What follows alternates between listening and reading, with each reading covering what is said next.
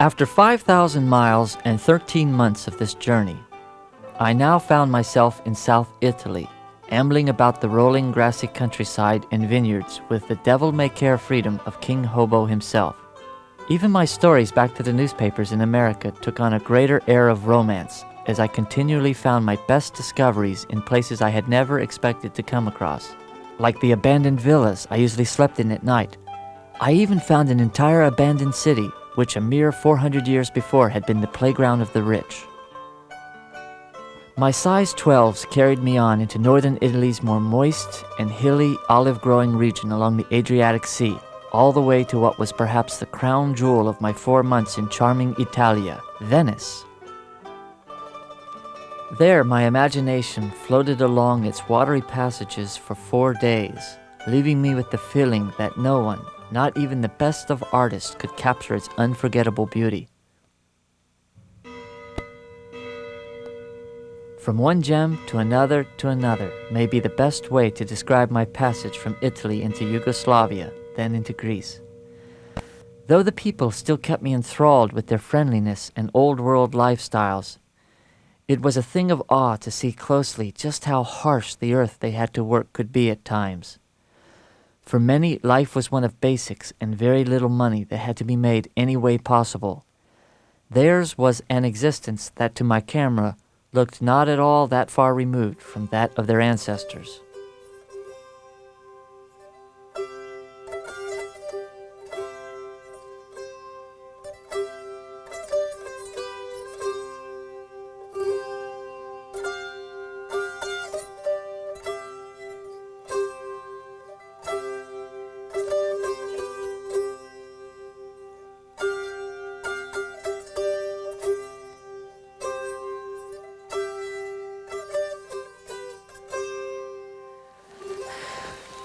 Turkey was one country that I wasn't looking forward to visiting.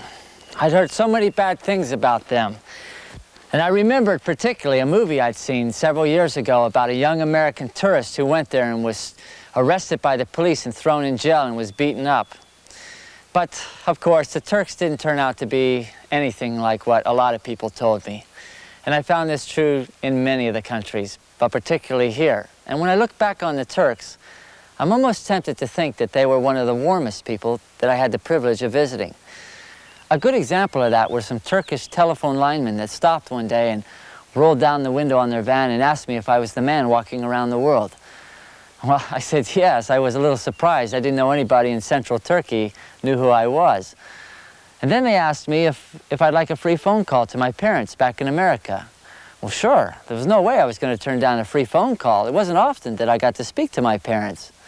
So they got out of the van in the middle of the storm and climbed up the pole in all that rain and lightning and wind, and somehow one of them got the line connected to their telephone in the van there. And then they gave me the headset, and I held it up to my ear and I listened, and I could hear the ringing way, way off. And after a little while, the ringing stopped. Someone had picked it up at my home. It was my dad. And from far, far away, I could hear this tiny little voice saying, "Hello? Hello? Who is this?" I screamed and I ranted and I raved into that darn thing, but I couldn't get my father to hear me. The connection was bad. And I put it again to my ear, and then something happened that I'll never forget. There was a long silence, and then, ever so softly, as if though coming from a very, very far corner of the universe, I could hear crying. For some reason, my father was crying. And then he said, "Steve, is that you, son? Steve?" And then suddenly, he was gone, blown away by the wind. The men scrambled up the pole and tried to reconnect us, but it was no use. My remaining miles in Turkey were as desolate as the moon. Bald and uninviting, it looked a place created solely for woe and disaster.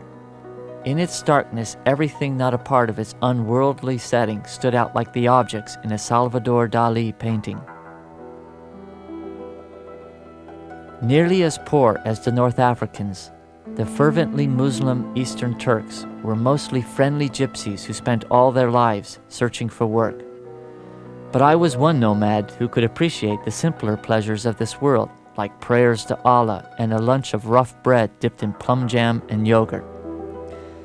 The halfway point in my world walk, Turkey's rough, though mostly warm faces helped to remind me that what I had set out 2 years before to do, to get into people's hearts and minds, was still very much alive and well.